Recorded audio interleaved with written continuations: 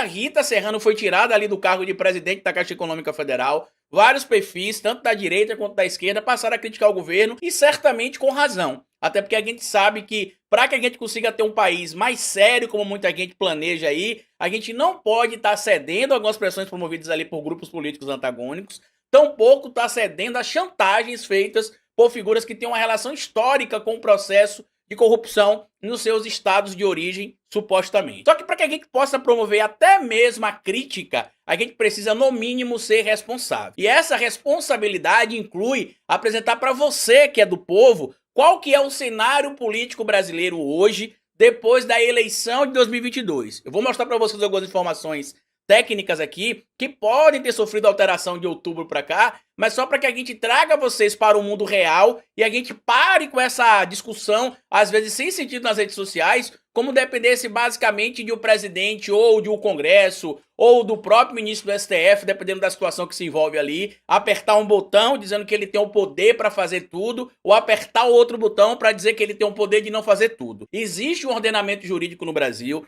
existe uma carta magna, que é a nossa Constituição, e que para vocês do povo que talvez não consigam compreender para que é que funciona a Constituição, eu costumo fazer a alusão de que a Constituição é um manual do que se pode ou não se pode fazer no país. Ou seja, na Constituição tem garantias e direitos individuais, tem os deveres que o cidadão também precisa ter ali em relação ao seu estado, à sua família, às leis, bem como também como deve funcionar o Estado com relação ao indivíduo e como os poderes também devem compor o Estado no que diz respeito especificamente a uma república democrática, como é o caso do nosso país. Dito isso, a gente sabe que o país, por ser uma república, é dividido em três poderes: o executivo, aquele que executa as leis, o legislativo, aquele que cria as leis, e o judiciário, aquele que fiscaliza a aplicação das leis. Para poder se aprovar algumas leis, para poder se conseguir alterar algumas coisas dentro do próprio Congresso Nacional, como vivemos em uma democracia onde os políticos que lá estão são eleitos por pessoas do povo, através ali do voto democrático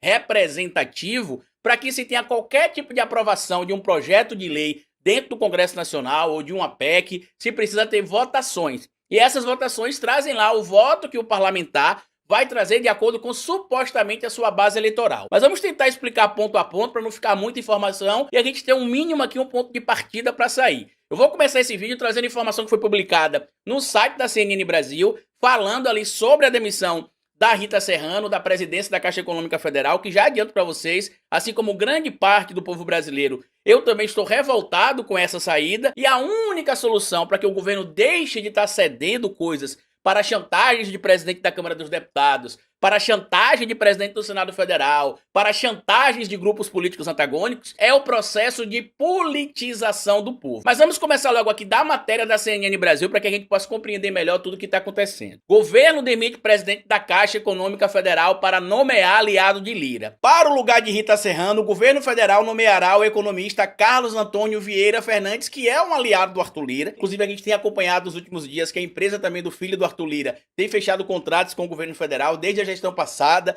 mantendo alguns contratos, inclusive com a gestão atual também, e as críticas estão sendo feitas por parte da população de forma correta, porém da maneira errada. Como assim, Carlito? A crítica pelo governo estar cedendo pastas, ou estar cedendo instituições, ou estar cedendo ministérios para figuras como o próprio Arthur Lira, realmente é algo deplorável. Mas a gente precisa, no momento que o país vive, entender como é que funciona a democracia num país como o nosso, que é presidencialista e que tem uma república tripartite, onde o presidente da república, diferente inclusive de alguns grupos que se dizem de esquerda radical, tem compartilhado aí que basicamente o presidente pode simplesmente dar uma canetada e impedir isso ou impedir aquilo. Acho que eles estavam acostumados com o governo passado do Bolsonaro, onde o Bolsonaro dizia que ele era a Constituição, copiando inclusive o Rei Sol lá na França.